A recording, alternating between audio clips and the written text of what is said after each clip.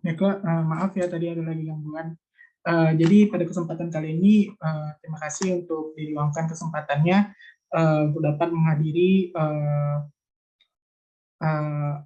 sosialisasi yang saya lakukan. Jadi perkenalkan, saya sendiri, nama saya Matthew Gilbert Gustindawan dari Fakultas Kedokteran Unsri. Boleh teman-teman semua untuk memperkenalkan diri masing-masing mulai dari nama dan asal universitasnya. Mungkin mulai dari Putri Safira. Halo semuanya, perkenalkan saya Putri dari Manajemen Unila. Boleh dilanjutkan ke Daud.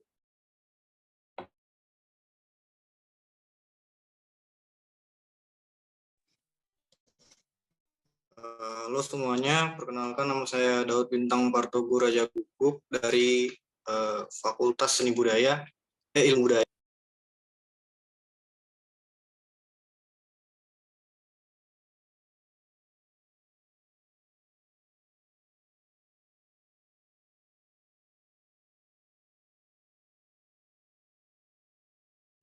Oke, baik. Selanjutnya boleh Michelle.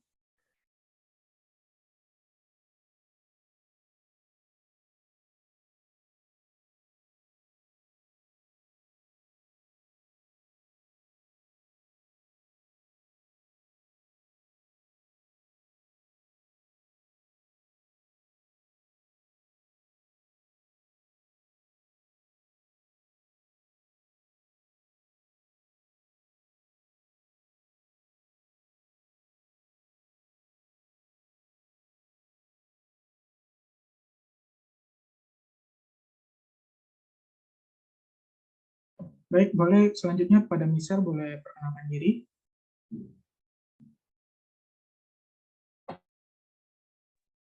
Oke, selamat sore semuanya. Perkenalkan, saya Michelle Sabrina dari Fakultas Kedokteran Unila. Terima kasih. Oke, kepada Wira memperkenalkan diri juga. Halo, selamat sore semuanya. Saya Wira dari D3 Perpajakan UT, Universitas Terbuka Palembang. Thank you. Dan terakhir, boleh Michael untuk memperkenalkan dirinya dari universitas mana. Halo, selamat sore. Perkenalkan nama saya Michael Maracido Putra dari Fakultas Bahasa dan Seni Universitas Negeri Semarang. Baik, makasih ya teman-teman untuk meluangkan waktunya juga. Jadi, baiklah kita langsung masuk ke acaranya selanjutnya. Oke. Jadi pada sore hari ini saya akan mengambil topik untuk edukasi saya ialah kesehatan jasmani.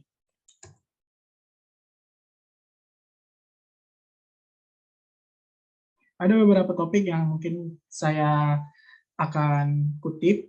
Yang pertama ialah kebugaran tubuh, dilanjutkan dengan yang namanya pentingnya olahraga, dan yang terakhir mungkin saya akan menjelaskan beberapa macam aplikasi atau satu aplikasi yang dapat membantu kita mengenai perkembangan zaman dan apa hubungannya dengan kebugaran tubuh.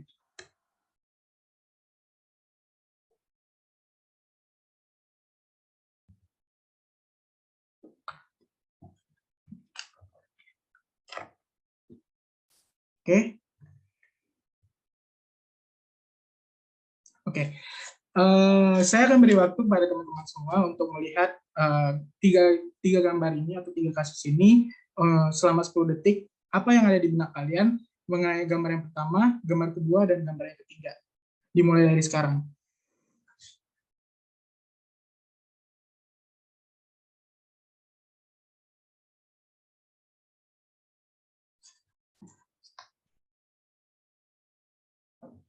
Baiklah, saya akan menjelaskan. Jadi yang pada gambar yang pertama, terlihat bahwa sosok siswa SMA sedang melakukan ujian atau tugas, tapi terlihat dia sedang tidur dengan wajah yang capek atau pucat. Sebenarnya dalam kasus ini yang sebenarnya yang terjadi, dia semalaman itu bergadang, yang dimana pada saat begadang itu dia melakukan yang namanya main game, atau yang bisa dibilang sekarang itu push rank.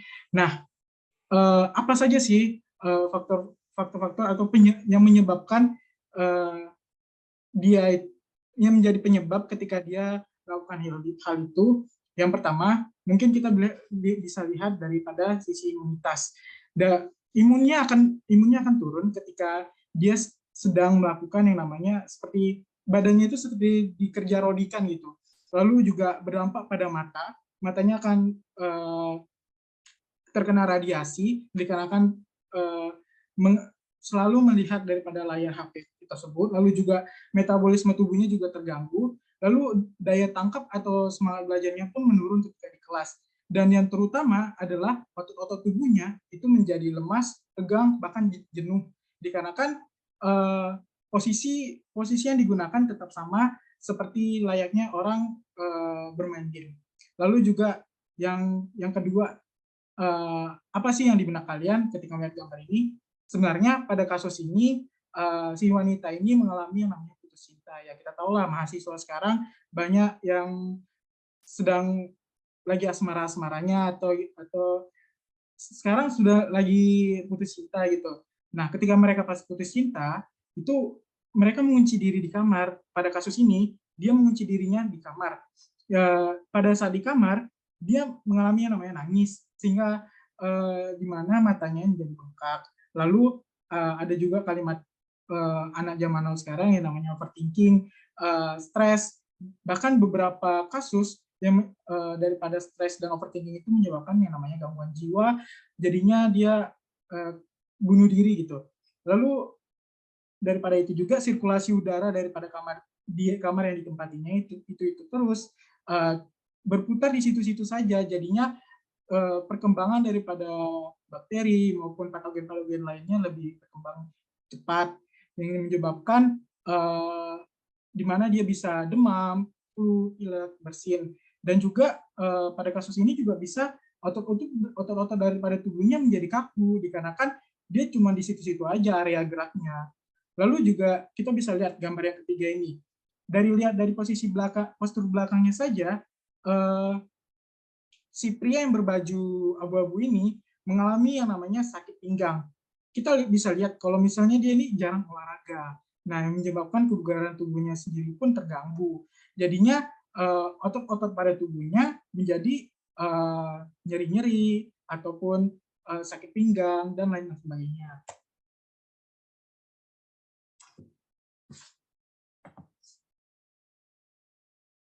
Lalu dari inti semua yang saya ucapkan atau kasus-kasus yang saya ucapkan itu sebenarnya cuma ada satu topiknya, yakni kebugaran tubuh.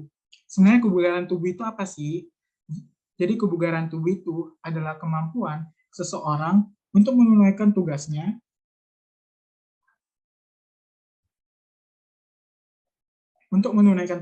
sehari-hari dengan mudah tanpa mengalami kelelahan yang berlebihan dan masih mempunyai cadangan atau sisa tenaga. Nah, dengan kita memiliki kebugaran tubuh yang bugar, kita bisa mengerjakan hal-hal yang menurut kita mungkin ini nggak bisa, atau hal-hal yang berat seperti misalnya kita mengangkat beban. Itu sebenarnya awalnya kita bilang mungkin nggak bisa, tapi dengan tubuh yang bugar itu menjadi hal yang bisa. Bahkan ketika tubuh kita bugar, kita bisa belajar dengan rajin, dengan nyaman, lalu melakukan aktivitas lainnya yang berbobotnya itu lebih besar. Lalu bagaimana sih tubuh kita menjadi bugar itu? Sebenarnya cuma ada satu, yaitu olahraga. Jadi kalian bisa lihat gambar-gambar yang saya tunjukkan ini, mereka menjalani ini semua itu hanya dengan olahraga. Jadi otot-otot yang ada pada tubuh mereka itu terbentuk dengan melatih tubuh mereka setiap harinya, bisa pergi ke gym atau push up, sit up, atau mengangkat beban. Karena olahraga sendiri itu berefek pada seluruh bagian dari tubuh kita. Karena itu akan juga menyebabkan seluruh mekanisme fisiologis maupun fungsi-fungsi tubuh itu berjalan dengan maksimal. Lalu juga dengan olahraga, kalian tahu kan kalau ada yang namanya hormon dopamin. Hormon dopamin itu biasanya didapatkan ketika kita mengkonsumsi yang namanya narkoba ataupun pornografi. sebenarnya itu juga bisa kita dapatkan. Namun dengan olahraga itu kita bisa dapatkan hormon dopamin dan sisi positifnya. Kalau narkoba dengan pornografi itu kan ada sisi negatifnya, sedangkan dengan olahraga kita mendapatkan tubuh yang sehat dan juga hormon dopamin atau hormon yang dimana dia itu akan membuat hati kita lebih senang. Tak hanya hormon dopamin, juga hormon endorfin atau yang bisa kita bilang itu hormon yang mengurangi daripada rasa cemas atau depresi atau overthinking. Makanya banyak orang-orang pelariannya ke olahraga kalau mereka sedang galau. Jadi kita flashback lagi ke masa-masa SMP atau SMA pada pelajaran biologi. Kita tahu kalau otot itu terbagi menjadi 3, otot polos, otot jantung, dan otot rangka. Nah, otot polos ini digunakan ada pada tubuh kita untuk pada sistem pencernaan, sedangkan otot jantung itu pada sirkulasi darah, dan otot rangka itu untuk pada pergerakan tubuh kita. Nah, apa sih hubungannya dengan tubuh kita yang bugar sama otot-otot yang saya jelaskan ini? Sebenarnya ada. Ketika kita memiliki tubuh yang bugar dari olahraga secara rutin, olahraga dengan bobot-bobot yang berat dan misalnya seperti push up, sit up, itu juga mengembangkan daripada otot-otot ini. Misalnya pada otot polos, gerak peristaltiknya pada organ pencernaannya itu lebih optimal. Lalu pada otot jantung, dia menstabilkan daripada tekanan darah kita, lalu juga memperlancar daripada pemompaan darah kita ke seluruh tubuh. Lalu yang otot rangka, itu menjaga postur tubuh kita, bahkan lebih ke arah perlindungan sendi-sendi daripada tubuh kita sendiri. Nah, yang terakhir, jadi sebenarnya saya ingin mempromosikan satu aplikasi seiring berkembangannya zaman, ketika kita sedang menghadapi untuk misalnya ada orang yang diet atau orang yang ingin menguruskan badannya gitu. Nah, kita tahu juga kalau misalnya tahun demi tahun perkembangan teknologi itu sering berubah. Misalnya komputer dari yang di awalnya besar dengan RAM yang kecil berubah menjadi layar yang kecil, bukan layar yang optimal pada mata kita, namun dengan RAM yang besar. Lalu juga pada dunia medis, misalnya stetoskop. Stetoskop dulu ditemukan seperti pipa, namun lebih rumit untuk dibawa dan dirangkai. Namun sekarang dengan perkembangannya teknologi, itu lebih mudah untuk dibawa, fleksibel, bahkan penggunaannya pun praktis. Begitu juga dengan handphone. Handphone ini tahun demi tahun banyak fitur-fitur yang berubah, misalnya dari yang dia kubus besar, tapi mempunyai antena, sampai sekarang kita ada yang namanya smartphone, yang berisi aplikasi-aplikasi yang berguna bagi keseharian kita atau aktivitas kita. Misalnya ada orang yang ingin memasak, dia hanya mencari aplikasi atau membuka video orang lain mengenai tutorial bagaimana sih cara masak makanan ini. Nah, ketika dia membuka itu, dia mengikuti. Bahkan dia bisa memasak masakan yang sebenarnya dimasak oleh restoran bintang 5. Begitu juga dengan olahraga. Kita juga bisa memanfaatkan aplikasi yang ada pada handphone kita atau smartphone kita, seperti satu aplikasi yang akan saya sebutkan, yang ini Pacer Health. Jadi Pacer Health ini menghitung setiap hentakan kaki yang kita lakukan, dan menghitung daripada setiap kalori yang kita keluarkan, serta seberapa lama dan seberapa jauh kita berjalan atau berlari. Mungkin kita simak dulu video satu ini.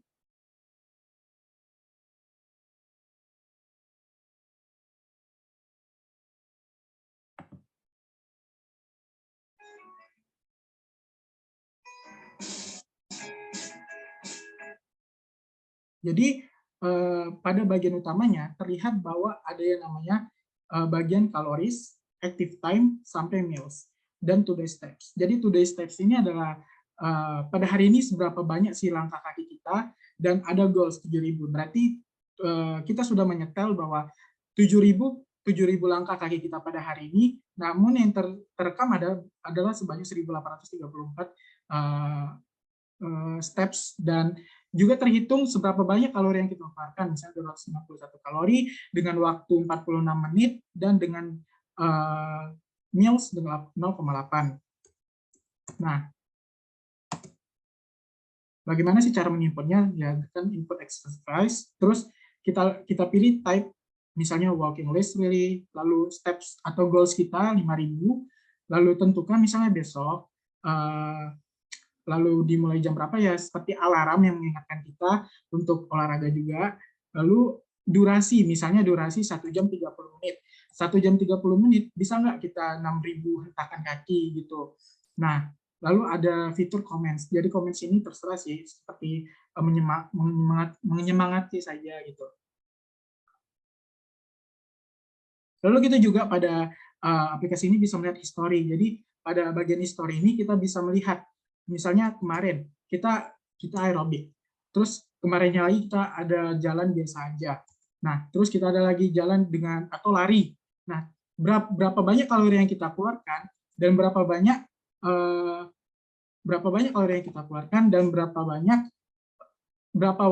banyak waktu yang kita keluarkan juga, dan berapa jauh waktu yang kita tempuh. Itu bisa kita hitung, misalnya kalori hari ini sama hari ini, misalnya pagi tadi kita berjalan, terus sore harinya kita berlari. Kita bisa hitung misalnya 170 tambah 232. Jadi total satu hari itu kita bisa hitung berapa aja kalori yang kita keluarkan.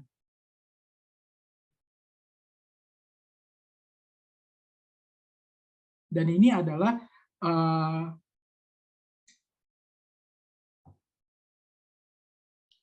gambaran mengenai misalnya 97% komplain atau hampir 100% daripada keberhasilan daripada goals kita.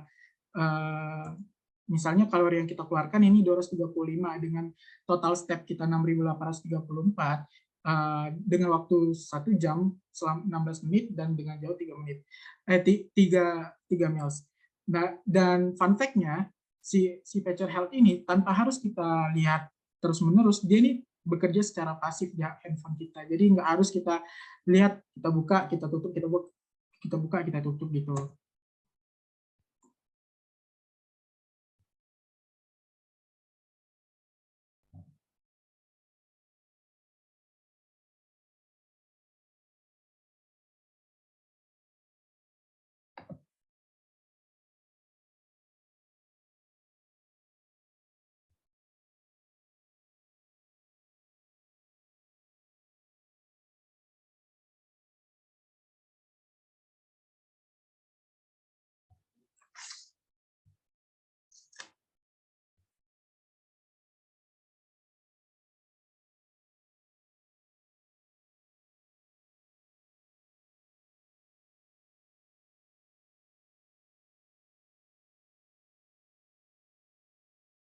Nah, akhir kata mungkin saya ucapkan, kita bisa mengikuti daripada kata hati kita mau, tapi dengan satu sentuhan sekarang, kita bisa membawa pribadi kita kepada hal yang lebih buruk atau kepada hal yang lebih baik. Itu tergantung daripada mindset kita dan pikiran kita. Jadi, terima kasih terhadap teman-teman semua yang sudah meluangkan waktunya. Mungkin jika ada beberapa pertanyaan bisa ditanyakan pada saya sendiri. Terima kasih.